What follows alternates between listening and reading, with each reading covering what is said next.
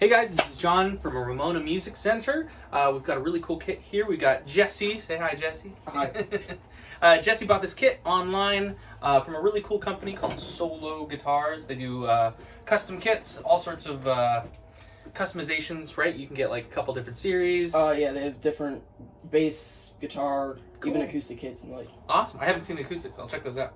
I taught those guys at NAMM this year, and it was pretty cool. So what he got was this kit. We'll walk through the basics on it. This will be like an unboxing.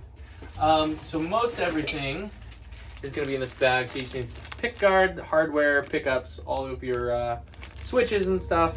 And hopefully everything's sized already for this. Here's the guitar. So this is a SG model with a flame maple cap on top of a mahogany back and sides. The edges that they did are really nice, pretty smooth, decent finishing so far. And then the neck is all mahogany. I kind of like they put their own little like I don't even know what that is, but it's kind of a cool shape. It's pretty unique. Decent sealed tuners, kind of Grover style buttons, plastic nut, pretty cool inlays. You can see those kind of custom. And I like this choice too because this is a bound fingerboard. So that's kind of some extra options which are nice. They pre-drilled all the holes for the controls, and they pre-drilled pre-routed the back for the controls, and then pre-drilled for the bridge. So right now what we're doing is we just press fit the neck because this is going to be a glue-on.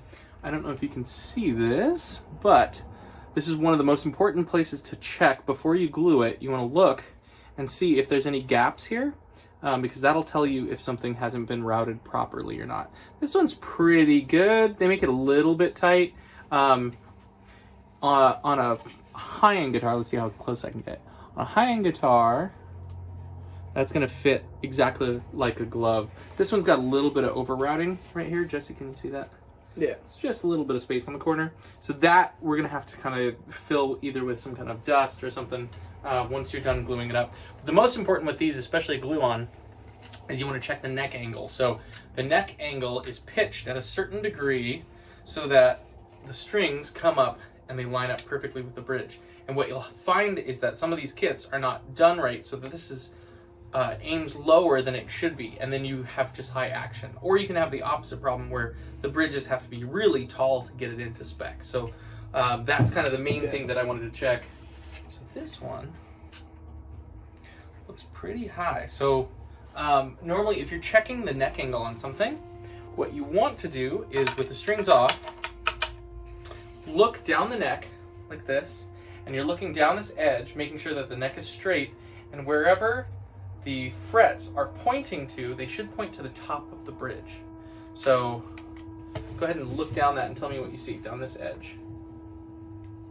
Yeah, it's just pretty much right on top of the bridge. It's just above it, right? Like Yeah. right around here. So we should be able to grab one of these, and we're going to loosen this bridge out to make sure that we can get this into spec. So we want to have space below it and space above it. So for me,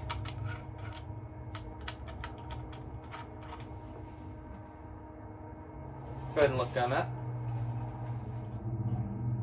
Just above the line, Yeah. right? So that's about perfect. But the nice thing is, if you look at this, so we adjusted the bridge height so that the neck is pointing exactly at the break angle, right on the top of the bridge, right here. I don't know if you guys can see that.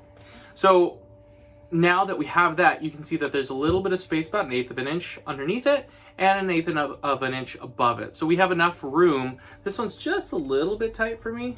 It's probably closer to like a 32nd or a 16th, but I think it'll probably be fine once it's all glued up. But yeah, just kind of, this is the unboxing. We'll show you a couple stages of this guitar as we do different things as Jesse works on it and does his first build. So cool. You guys have a wonderful day. This is our first video on building a Solo SG kit. Hey guys, I just had one extra thing that I thought of as we were kind of finishing up. So the other thing to check, not just neck angle, but distance, especially because they already drilled the bridge. So you need to check scale length, and I might grab the camera so you can see this.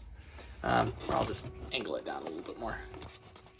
So scale length is the distance from the very furthest far forward point on the nut to the break angle on the bridge. That is the full scale. Let me grab not a ruler, but so what we want to do is we're going to put this right up against this. So if you look at it, I normally measure to the A string. So we're looking at, so that's like 24 7/8. Interesting length. That's not always, 25.5 is the scale length for fenders. But the most important thing is you measure from here to the 12th fret, which is going to be 12 5/8, I think, right? Yeah. Does that look about right? Yeah. So then what you do is you mark that 12 5/8, and you measure from the 12th to here.